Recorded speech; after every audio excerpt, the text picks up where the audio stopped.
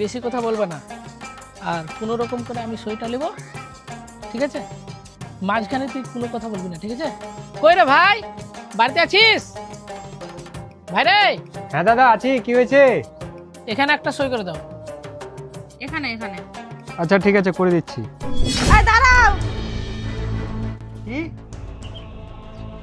সই করো, কিন্তু সই করার আগে দলিলটা একবার পড়ে নাও। এই এদের দু ভাইয়ের মধ্যে তুই কথা বলার কে? ভাবি তুমি এগুলো কি বলছো? এই বাড়ির যে অবস্থা, আমি যেটা বলছি সেটাই হবে। দলিলটা পড়েই সই করো। কি রে ভাই, তুই আমাকে বিশ্বাস করিস কিনা? আরে দাদা, তোকে কেন বিশ্বাস করবো না? আমার বউ যেখানে বলছে দলিলটা একবার পড়ে নি না, তাতে ক্ষতি কি? আমি পিয়ারুল হক, বাবা হজরত আলী, বাড়ি চাঁচল, জেলা মালদা। সেন্টু আলী আমার বড় দাদার কাছ থেকে আমি আমার পরিবারের জন্য 10 লক্ষ টাকা নিয়েছিলাম। তার বিনিময়ে আমার জমির অর্ধেক অংশ এবং দোকানের অর্ধেক অংশ স্বইচ্ছায় আমি তাকে দিয়ে দিলাম। সাক্ষী হিসাবে শাবনাম খাতুন, আফেজা বিবি। বাবা বাবা, কি দাদা চমৎকার জিনিস লিখে এনেছো। মা তুমি সাক্ষী দিয়েছো? সাক্ষী দিয়েছো কখন? আজকে সকালবেলা ওই একটা দলিল নিয়ে এসছে। আমি জানি না ওই দলিলে কি লেখা আছে না লেখা আছে, আমি সই করেছি। আর তুই তোর ছোট ভাইয়ের সঙ্গে এত বড় গাদ্দারি করতে পারলি? তুই এত বড় একটা বেমান। তুই তোর বউয়ের সাক্ষী নিলি ঠিক আছে, তুই মায়েরও সাক্ষী নিলি, তুই একটা বেমান।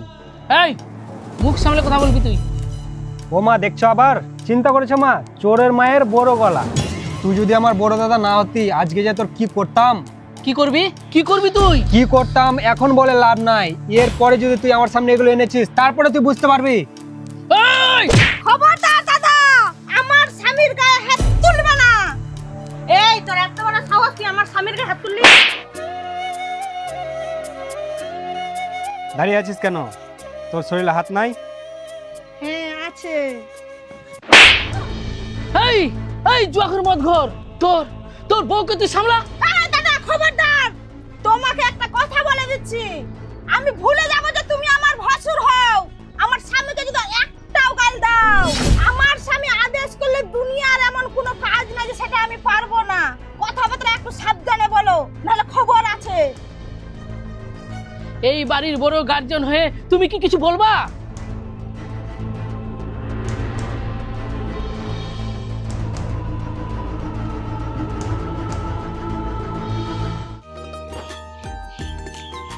এটা কি করছো সোনা? এটা তুমি কেমন করে পারলে? তুমি আমার স্বামী, তোমার আদেশ পালন করা আমার দায়িত্ব। তুমি বলেছো, আমি করেছি।